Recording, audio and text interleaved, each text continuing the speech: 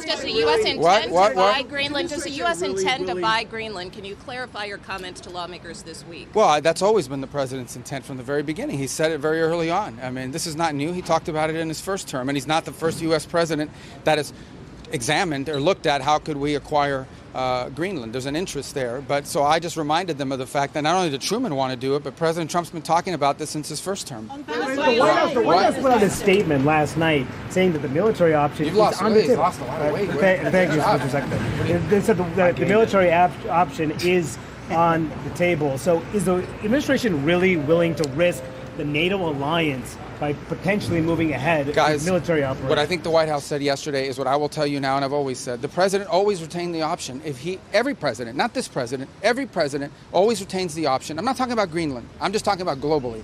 If the president identifies a threat to the national security of the United States, every president retains the option to address it through military means. As a diplomat, which is what I am now, and what we work on, we always prefer to settle it in different ways. That included in Venezuela. We tried repeatedly to reach an outcome here that did not involve having to go in and grab an indicted drug trafficker. Those were unsuccessful, unfortunately. The people of Venezuela are waking up to the same regime. Do you not worry about that? Well, first of all, the bottom line is that there is a process now in place where we have tremendous control and leverage over what those interim authorities are doing and are able to do.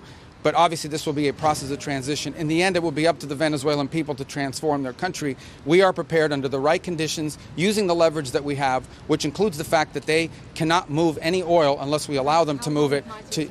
Well, again, I'm not going to give you a timeline on it. We wanted to move as soon as possible. But we didn't expect this would... It's been 3 days since this happened, 4 days since this happened. So I understand that in this cycle and society we now live in, everyone wants instant outcomes. They want it to happen overnight. It's not going to work that way. But we're already seeing progress. With this new deal that's been announced and more deals to follow, you're already seeing how the leverage the United States has over those interim authorities is going to begin to lead to positive outcomes. This cost American taxpayers.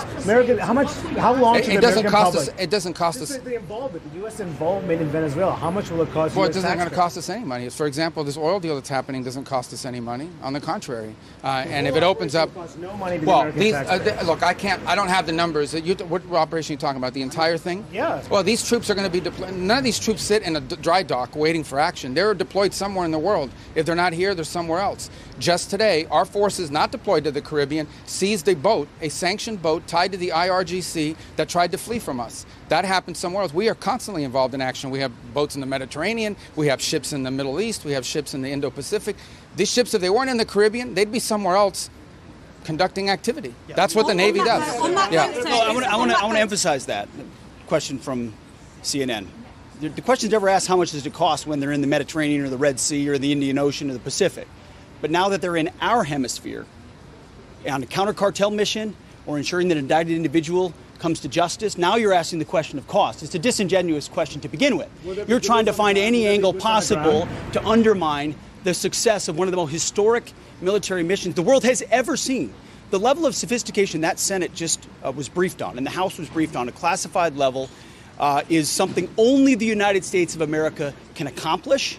The world is taking notice of that. Certainly Venezuela is taking notice of that. And it continues because 2 oil tankers, 2 overnight, were seized by the United States of America, stateless or sanctioned, because the oil blockade, the quarantine of oil out of unsanctioned or sanctioned or stateless vessels continues. That leverage will continue, as Secretary Rubio outlined. So our military is prepared to continue this. As he said, the president, when he speaks, he means it.